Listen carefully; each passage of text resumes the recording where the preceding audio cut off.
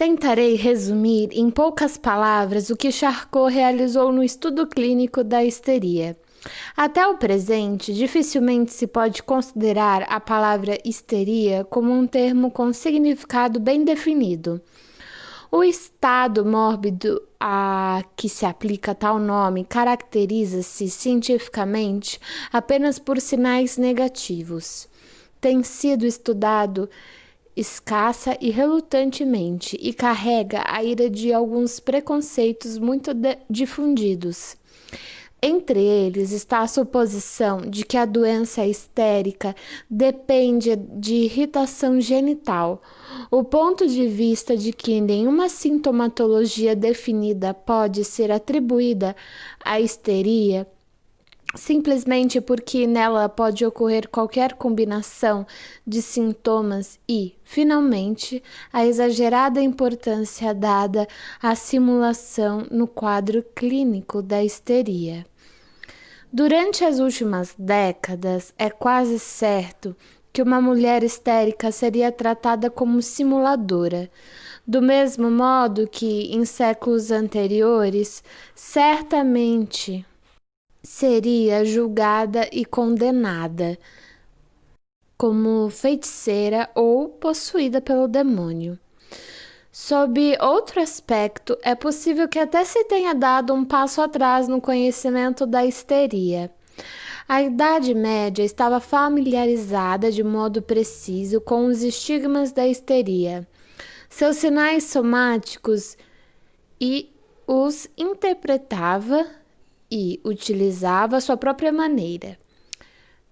No departamento de ambulatório em Berlim, contudo, verifiquei que esses sinais somáticos da histeria eram praticamente desconhecidos e que, em geral, quando se fazia um diagnóstico de histeria, parecia estar eliminada qualquer motivação para se obter mais algum informe a respeito do paciente. Em seu estudo da histeria, Charcot partiu dos casos mais completamente desenvolvidos, que ele considerava como tipos perfeitos da doença. Começou por reduzir a conexão entre a neurose e o sistema genital e suas proporções corretas, demonstrando a insuspeita frequência dos casos de histeria masculina, especialmente de histeria traumática. Nesses casos típicos, ele encontrou a seguir numerosos sinais somáticos, tais como a natureza do ataque, a anestesia, os distúrbios da visão, os pontos esterógenos e etc., que lhe possibilitaram estabelecer com segurança o diagnóstico da histeria, com base em indicações positivas. Estudando cientificamente o hipnotismo, área da neuropatologia, que teve que ser arrancada de um lado do ceticismo e do outro do embuste, Charcot chegou a uma espécie de teoria da sintomatologia histérica. Teve a coragem de reconhecer esses sintomas como sendo, na sua maior parte, reais, sem negligenciar as precauções exigidas pela insinceridade do paciente. A experiência, que aumentou rapidamente com excelente material, logo lhe possibilitou levar em conta também as variantes do quadro típico. A época em que foi obrigado a deixar a clínica, ele estava passando do estudo das paralisias e australgias histéricas para o das atrofias histéricas, de cuja existência só conseguiu convencer-se durante os últimos dias de minha visita. A enorme importância prática da histeria masculina, que geralmente não é reconhecida, e em particular a histeria que se segue a um trauma, foi ilustrada por ele como o caso de um paciente que durante cerca de 3 meses constituiu o ponto central dos estudos de Charcot. Assim, por meio de seu trabalho, a histeria foi retida do caos das neuroses, diferenciada de outros estados de aparência semelhante, e a ela se atribuiu uma sintomatologia que, embora extremamente multiforme, tornava impossível duvidar de que imperasse nela uma lei e uma ordem. tive uma animada troca de opiniões com o professor Charcot, tanto oralmente como por escrito, sobre os pontos de vista oriundos de suas investigações. Isso me levou a preparar um artigo que está por ser publicado nos Archives de Neurologia e que tem como título Vergleichung der historischen mit der organischen Symptomatologie.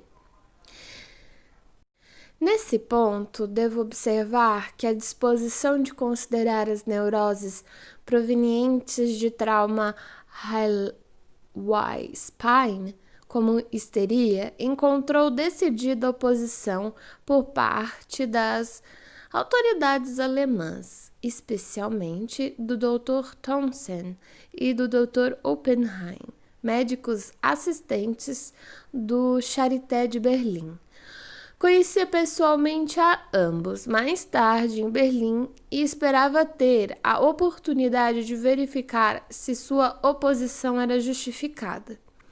Infelizmente, porém, os pacientes em questão já não se encontravam mais no Charité. Fiquei, todavia, com a impressão de que a questão não está madura por uma decisão, mas que Charcot acertadamente começara por abordar os casos típicos e mais simples, ao passo que seus adversários alemães partiram do estudo de exemplos indeterminados e mais complexos.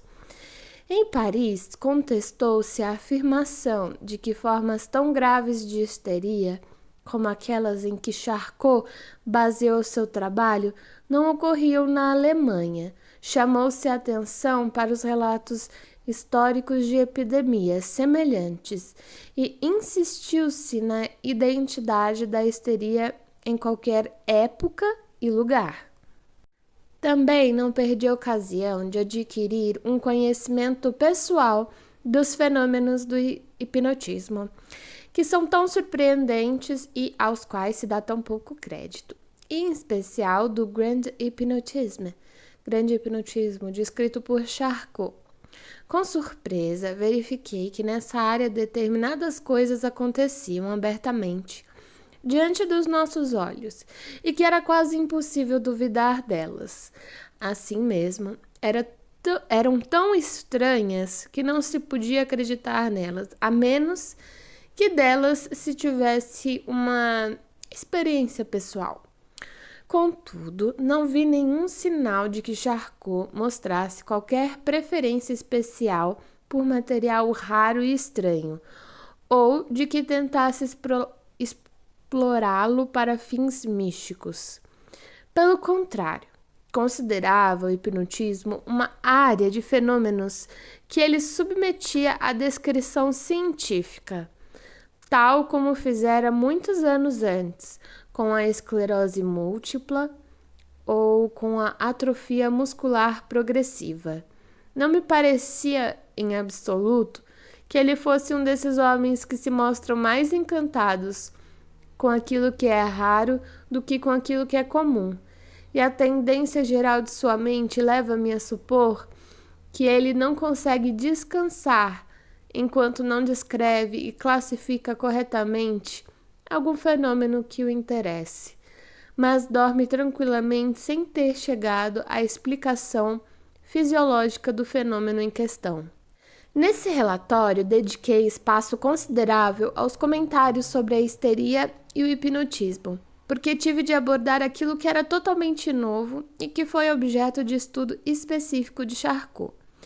Embora tenha me referido menos às doenças orgânicas do sistema nervoso, não gostaria que supusessem que vi pouco ou nada a respeito delas.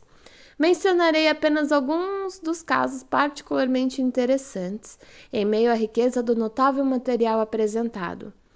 Entre estes estavam, por exemplo, as formas de atrofia muscular hereditária, recentemente descritas pela doutora Marie, embora estas não mais sejam incluídas entre as doenças do sistema nervoso, ainda estão sob os cuidados de neuropatologistas. Devo mencionar também os casos da doença de Meniere, de esclerose múltipla, de Tabes, com todas as suas complicações, particularmente acompanhadas pela doença das articulações descritas por Charcot, da epilepsia parcial e de outras formas de doença que compõem o acervo do material das clínicas e dos ambulatórios de doenças nervosas.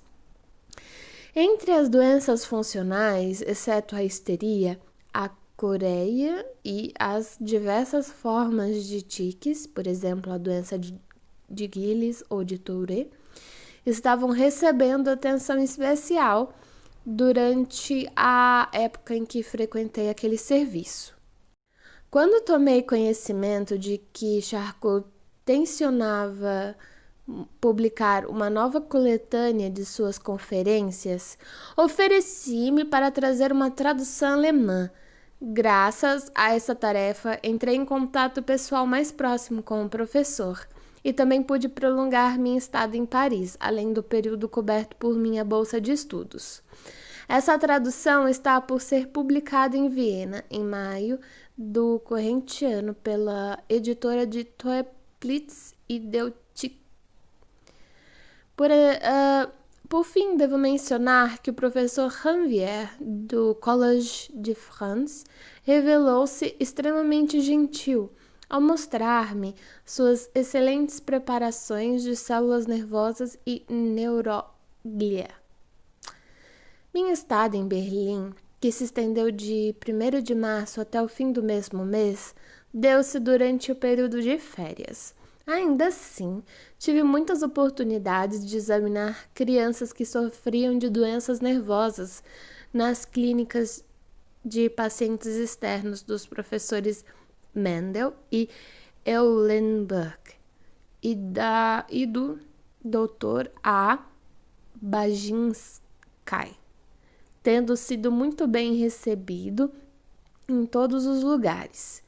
As repetidas visitas ao professor Munk e ao laboratório de agricultura do professor Zuntz, onde me encontrei com o Dr. Loeb de Estrasburgo, possibilitaram-me formar opinião própria acerca da controvérsia entre Goltz e Munk quanto à questão da localização do sentido da visão do córtex cerebral. O Dr. Baginski, do laboratório de Munk, teve a gentileza de demonstrar para mim suas preparações do trajeto do nervo acústico e de solicitar minha opinião a respeito delas. Considero meu dever apresentar meus mais calorosos agradecimentos ao Colégio de Professores de Faculdade de Medicina de Viena, por me haver escolhido para o prêmio da Bolsa de Estudos. Com isso, o colégio, no qual estão incluídos todos os meus respeitados mestres, concedeu-me a possibilidade de adquirir conhecimento valioso, dos quais espero fazer uso como docente de doenças nervosas, assim como na minha atividade médica. Viena, Páscoa de 1886.